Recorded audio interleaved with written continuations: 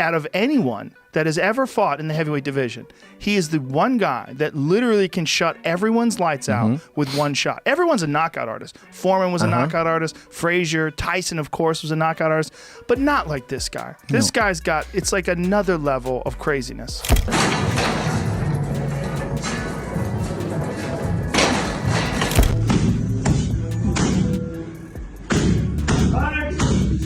What if it does go 4 rounds?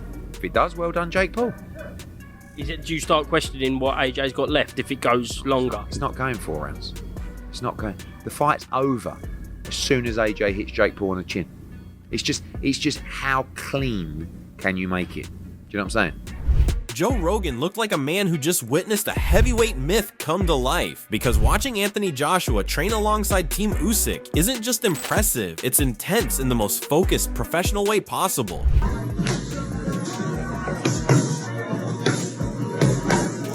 And are you still being trained by Ben Davison, Lee Wiley? Will Ben be in your corner on the 19th of December?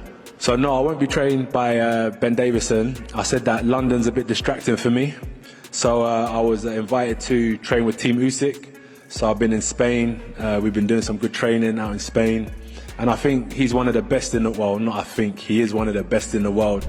We're talking next level sessions where heavy bags are getting worked like they're part of a demolition test. Conditioning that feels more like elite athlete preparation than a standard boxing camp. And sparring rounds so sharp and controlled you can feel the intensity through the screen.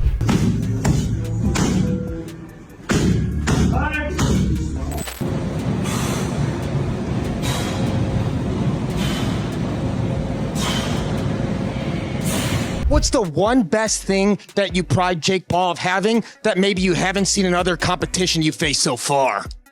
From a physical aspect, I couldn't even mention it at the minute. But from a mental aspect, he offered me the fight. Normally, I'm offering people fights. He's told me, come and fight. So he believes in himself. This isn't the AJ is chilling version. This is Joshua stepping into Usyk's world, absorbing that high-level discipline, that surgical pace, that laser-focused mindset, all while gearing up for the Jake Paul fight like a man locked in on performance, not promotion. Yeah, if I'm gonna be honest, I'm gonna break his face, I'm gonna break his body up, I'm gonna stomp all over him. That's my mentality, right? That's a fighter's mentality, and I know what's in my heart, I know what's in my mind, and I'm here to compete. I'm here to prove myself that I'm the better fighter, so I'm looking forward to it, and I'll do that until I finish fighting, no matter who it is.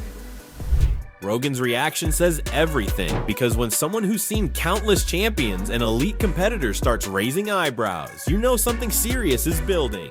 And just when Joe Rogan had us marveling at AJ's laser-focused grind, the story casually switches gears, and now we're staring at a contract twist that feels straight out of a boxing soap opera.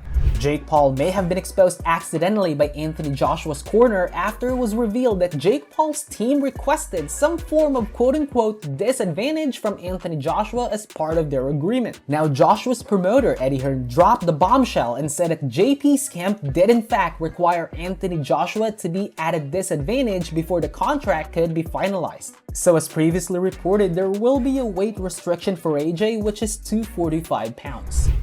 I'm reading this like, hold on, you're telling me the same AJ who's training like a premium machine now has to squeeze down and wait just to make Team Jake feel comfy?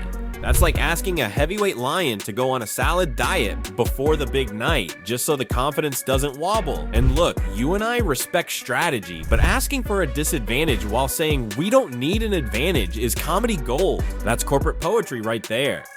Now, Eddie Hearn also revealed that the initial request from JP's team was for AJ to weigh in at 240 pounds. However, Eddie Hearn said that at the time, AJ weighed in at 265 pounds, and given his age, plus the fact that AJ being a heavyweight who never went through weight cuts, this requirement may be too much, so both camps agreed at 245.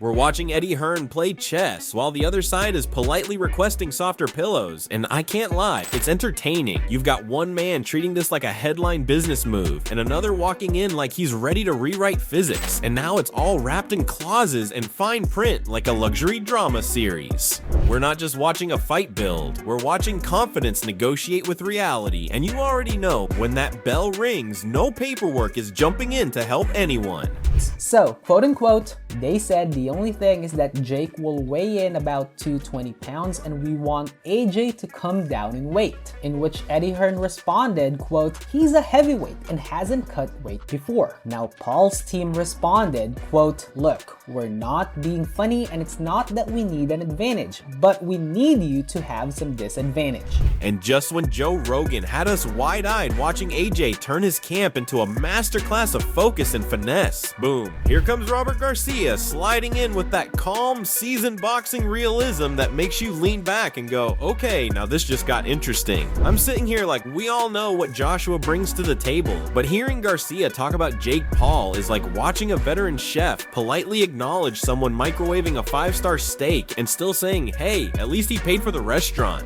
Boy, what do you make of seeing that? Can't wait to see that right hand land. Assured. I think there's no doubt. I got to give credit to Jake Paul. He's a crazy man. He's a crazy man, but he's making a lot of money. So this guy's probably gonna get knocked out, but he's making probably $50 million. So.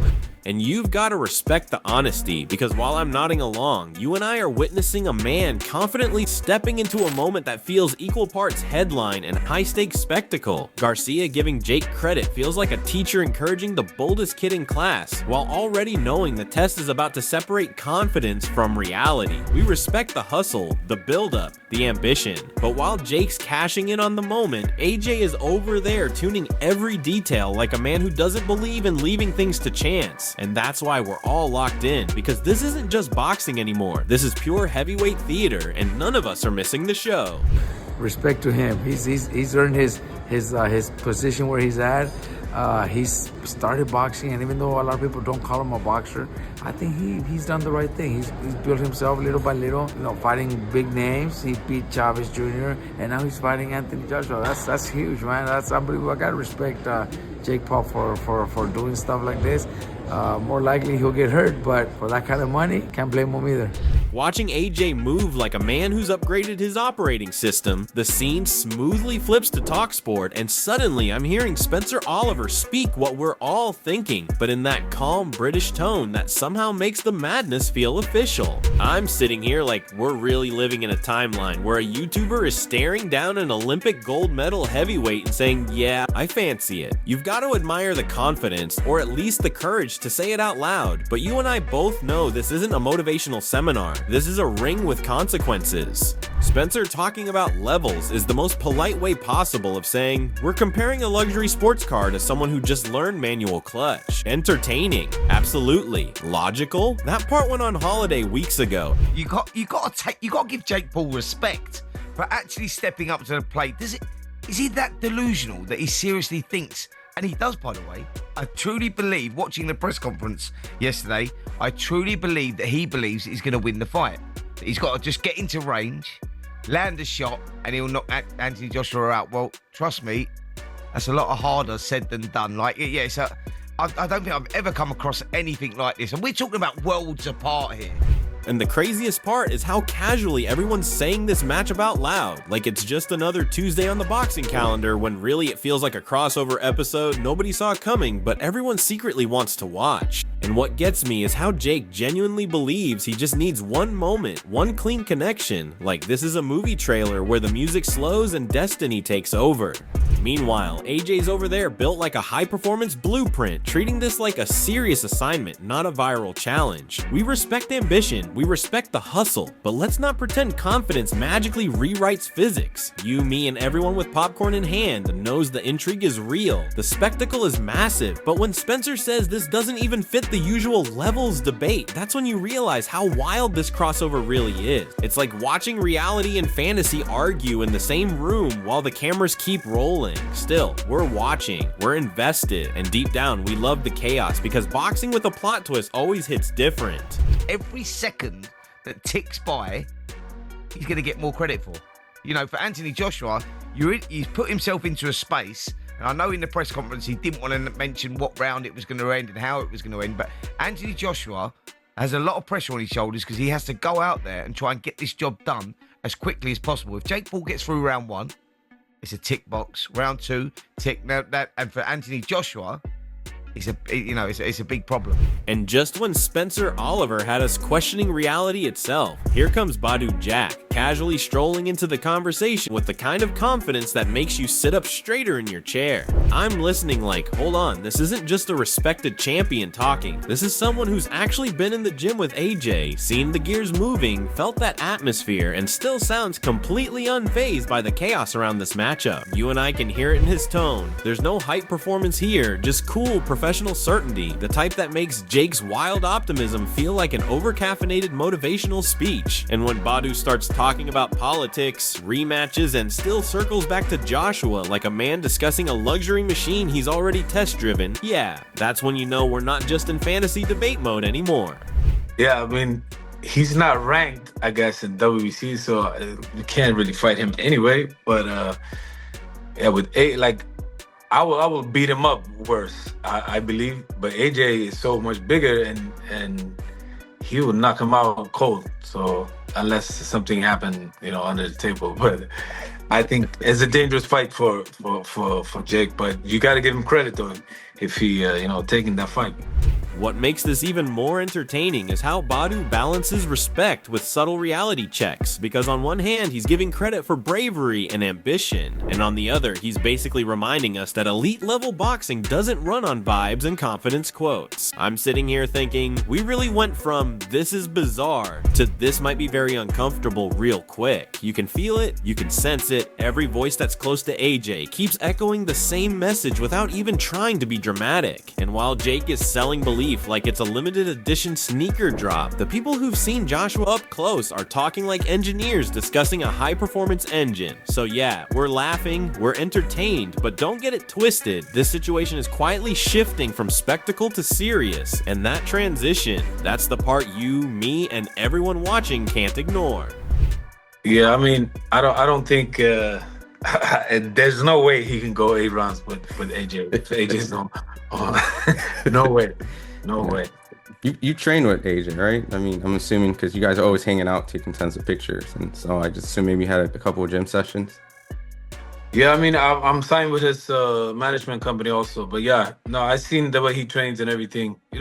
He had a tough loss the last fight, but that's against a big heavyweight with experience and power and speed. This is a different level, but yeah, anything can happen.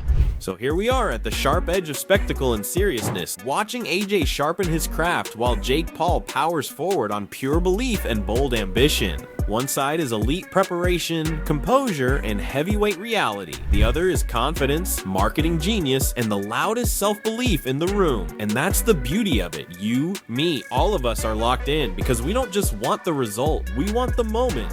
The clash, the reality check, or the shockwave that flips the whole script. Is this a controlled masterclass waiting to happen, or is Jake about to turn chaos into history? Drop your thoughts in the comments section like a real boxing debate, and yo, don't ever forget to like, share, and subscribe to Boxing Headquarters. See you in the next one.